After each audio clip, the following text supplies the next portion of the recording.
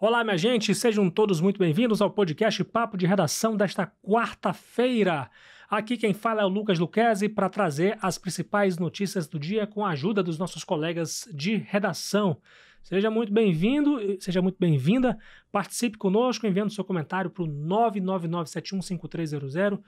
É o mesmo canal que você pode enviar suas sugestões de matérias ou de entrevistas, seja para o podcast ou seja aqui para o nosso grupo de jornalistas aqui do Grupo Folha BV. Gente, hoje temos notícias referentes à educação, destacando aí o descaso com a UER, a Universidade Estadual de Roraima, lá de Rorainópolis especialmente, que a UER propriamente admitiu que não tem orçamento para resolver essa situação, enquanto isso os estudantes estão sendo penalizados. Daqui a pouco a gente fala mais detalhes a respeito desse assunto lamentável.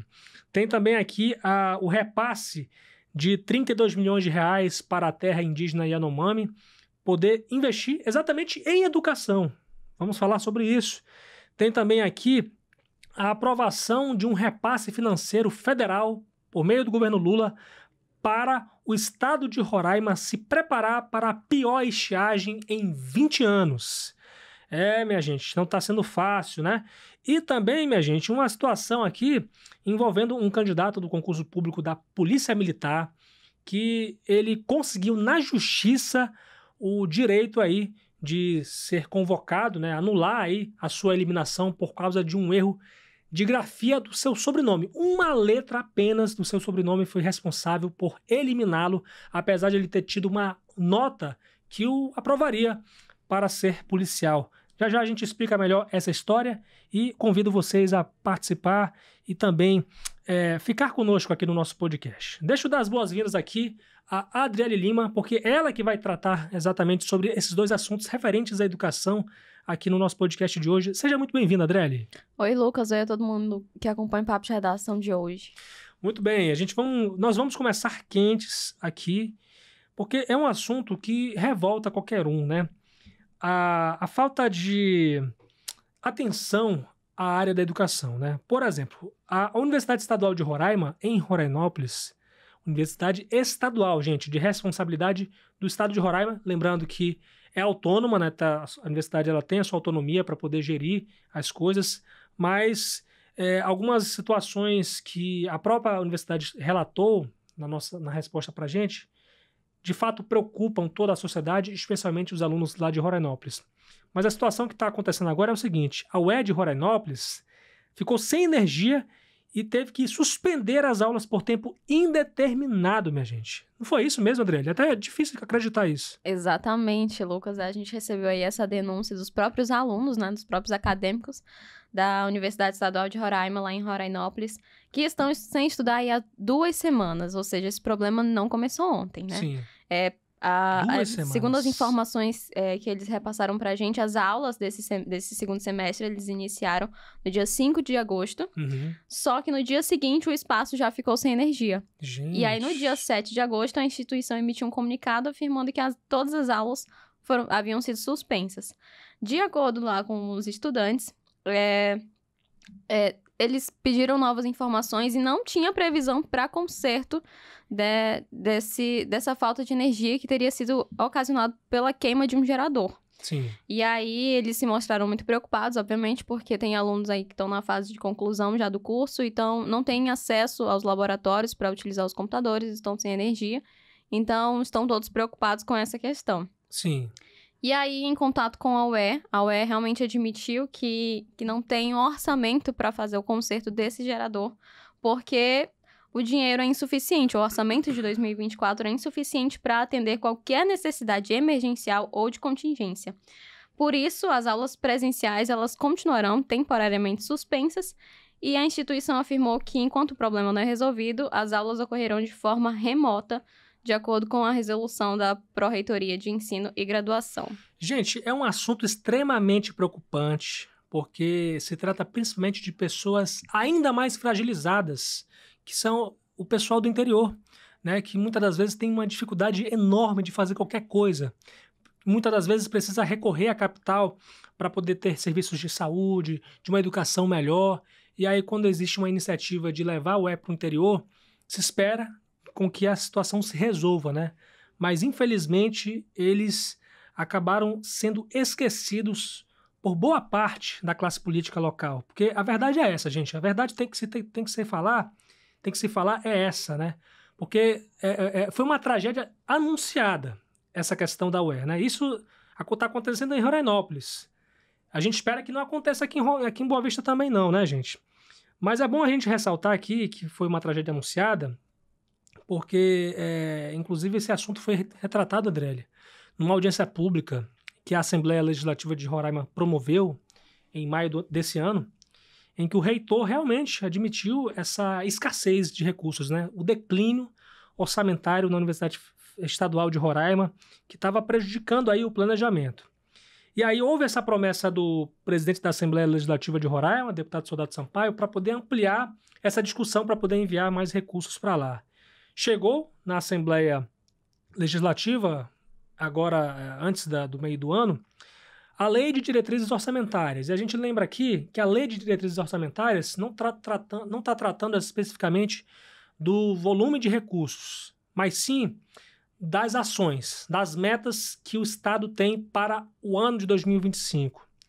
E eu vou ler aqui algumas coisas que a LDO, que é essa famosa lei, ela está prevendo para a educação superior de modo geral para o estado de Roraima, né? Foi aprovada no meio do ano e eu tenho aqui um destaque do gráfico, ou melhor, da tabela da LDO, que fala especificamente sobre desenvolvimento da educação.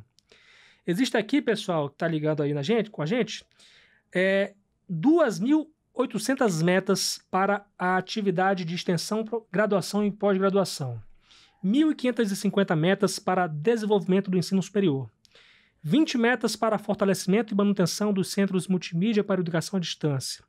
80 metas para incentivo à pós-graduação e pesquisa científica docente e discente. 900 metas para realização de cursos de extensão universitária.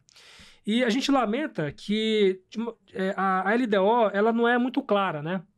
Ela praticamente deixa um título do que você vai fazer, né? Agora o projeto, o governo vai dizer com mais informações depois, né?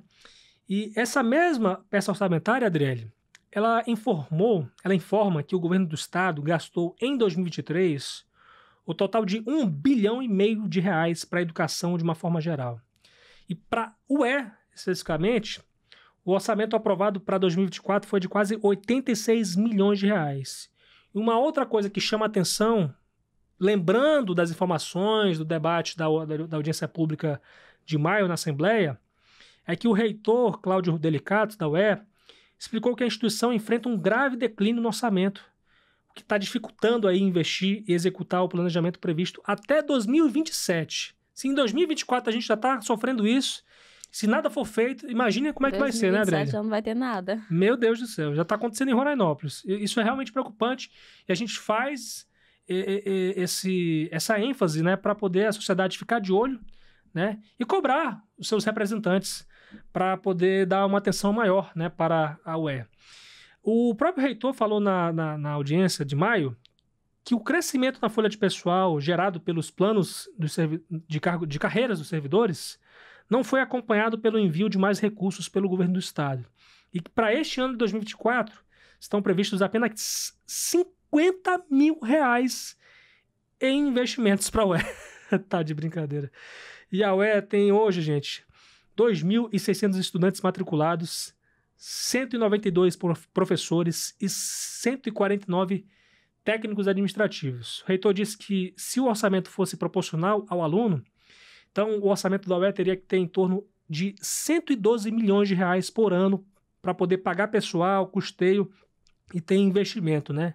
Investimento de R$50 mil para uma instituição séria como essa e grande, né? De grande volume de recursos, é brincadeira, né, gente? Que a classe política local ela possa ficar atenta a isso, realmente fazer valer o seu papel, seja deputado, seja governador, seja deputado federal, senador, que possa realmente dar essa atenção para a Universidade Estadual de Roraima, porque os mais prejudicados são os estudantes, especialmente os estudantes do interior que pouco têm oportunidade, né, Adriele? Exatamente, Lucas, concordo em tudo. Com certeza. Vamos falar agora de outros repasses de recursos, né?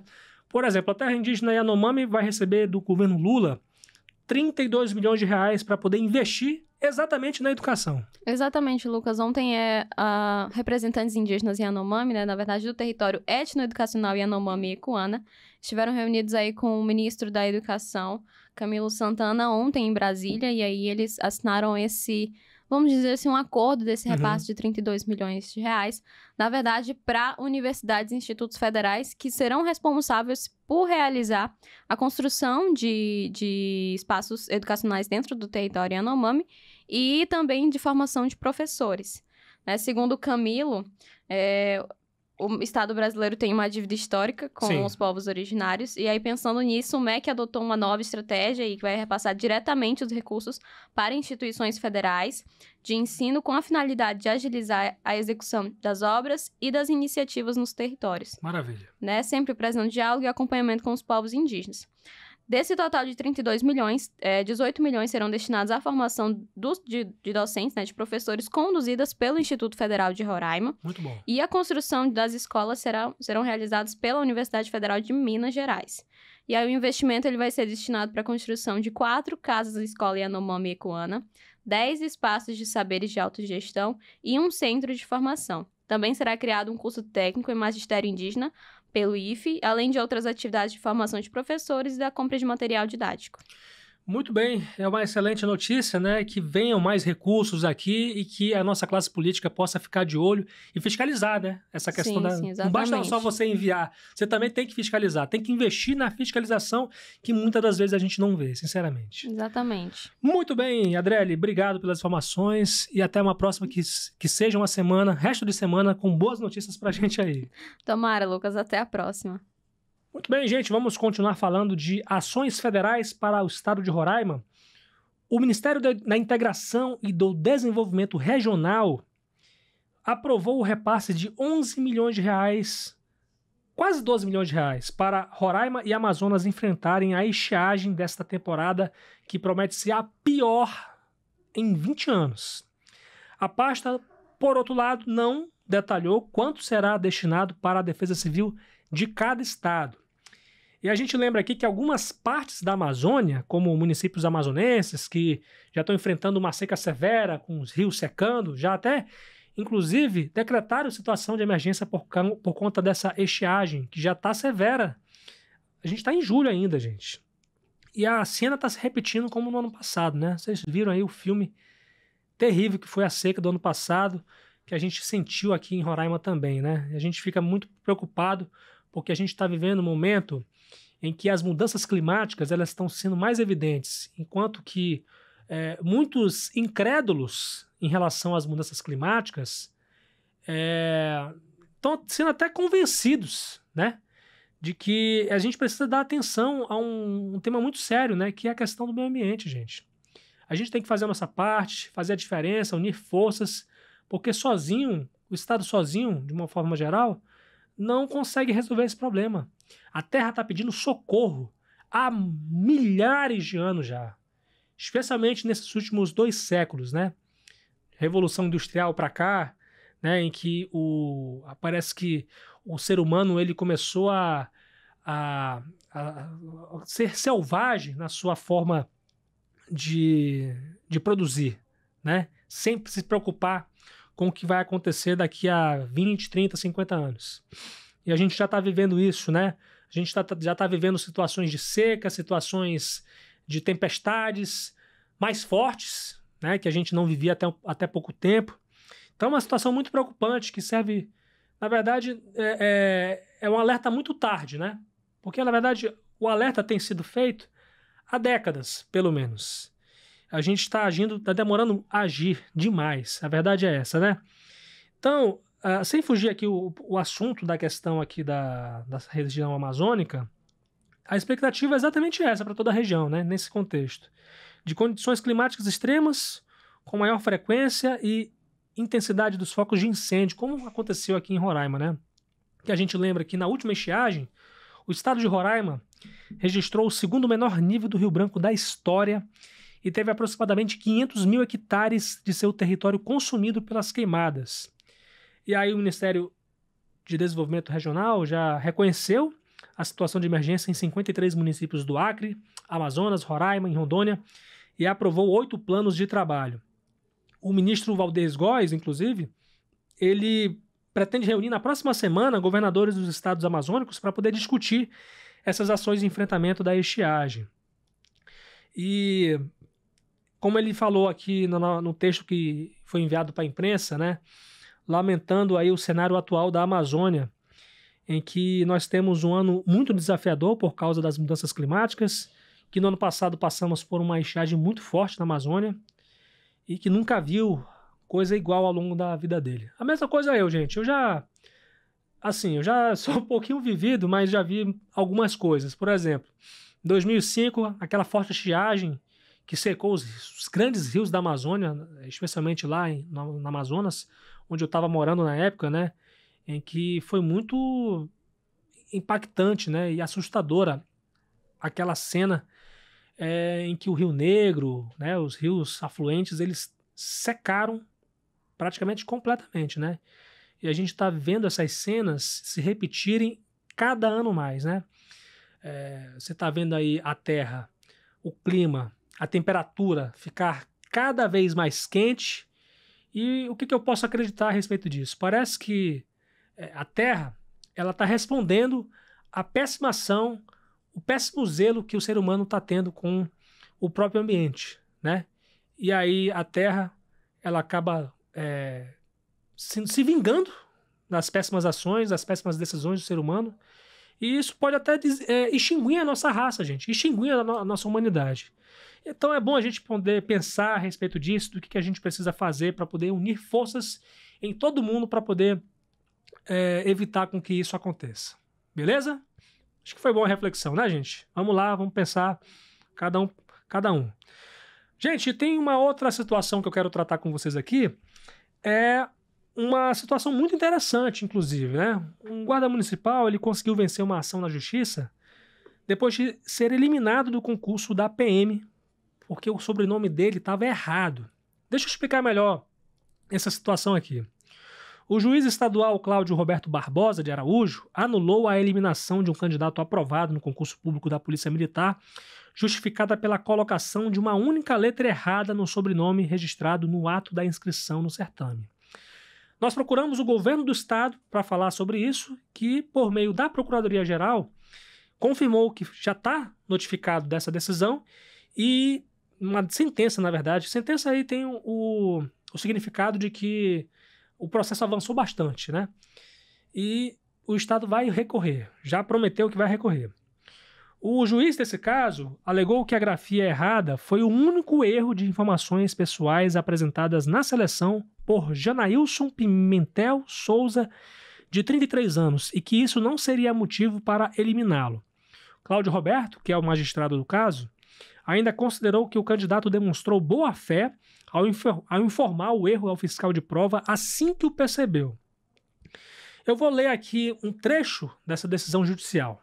Abre aspas para o juiz. No presente caso, se vislumbra justamente essa situação de ilegalidade, teratologia, quando a banca examinadora se utiliza de excesso de formalismo para eliminar o candidato para a simples troca de uma letra do seu sobrenome, o que foi devidamente registrado e retificado em ata com a devida identificação do candidato. Fecha aspas para o juiz na sentença. E aí, gente, é o seguinte, o Janailson Souza falou com a gente hoje de manhã e ele explicou que a inscrição dele foi realizada pela irmã, enquanto ele cumpria uma missão como militar das Forças Armadas. E só notou esse erro no dia da prova, que foi realizada no dia 9 de dezembro de 2018. O candidato disse que é o único da família Souza. Eu vou fazer a diferenciação aqui. O nome dele é Janailson Souza, com Z. Souza com Z, gente. E aí ele disse que é o único da família Souza, com S, registrado com a letra Z. Porque o pai dele, quando foi registrá-lo no cartório, registrou o nome dele com a grafia Souza errada, né?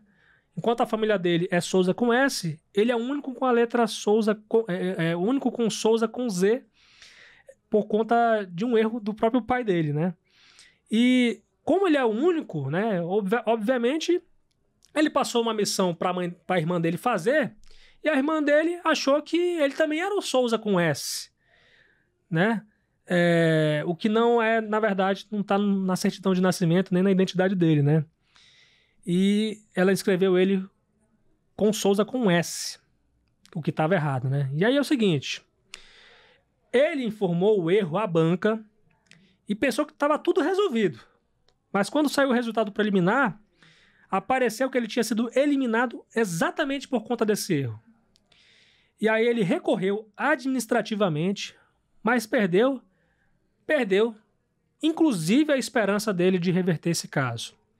E aí o que aconteceu? Ele precisou da ajuda de um advogado, do Gustavo Hugo nesse caso, que foi o responsável por representar o Janailson nessa ação ouvida na justiça em 2023.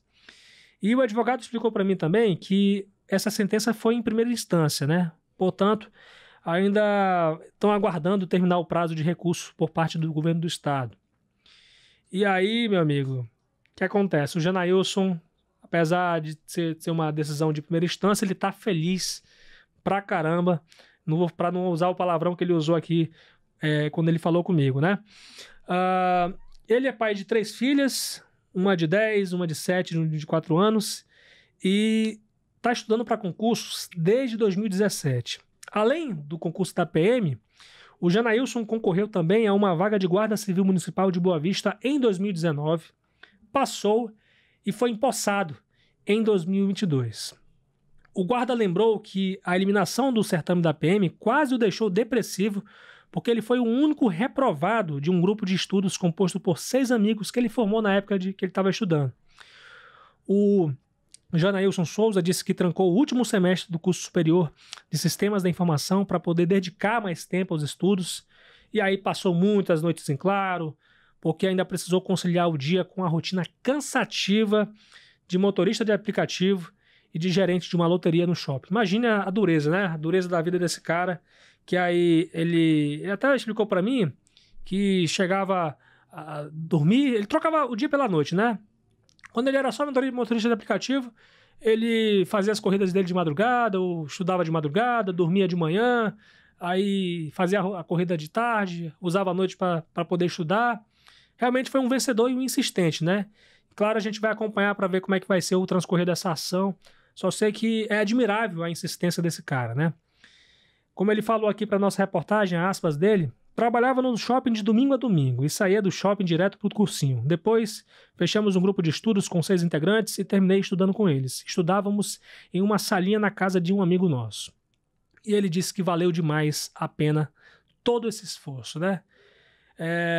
Evidentemente que a gente vai seguir acompanhando essa situação, né? Uma situação que não é muito comum, e desejar que a justiça seja feita, né, gente, a respeito disso.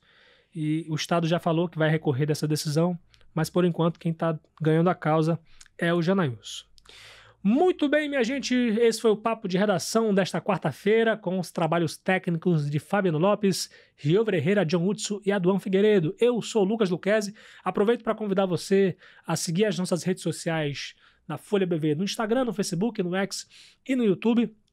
Folha FM 100.3 no YouTube e no Facebook, Rádio Folha BV no Instagram, e a minha rede social pessoal é @lucasluquezzi, LUCKEZE é o meu sobrenome para facilitar a sua busca aí na barra de buscas do Instagram. Muito obrigado, minha gente. Nesse mesmo horário, 6 da tarde, a gente está de volta amanhã, se Deus quiser.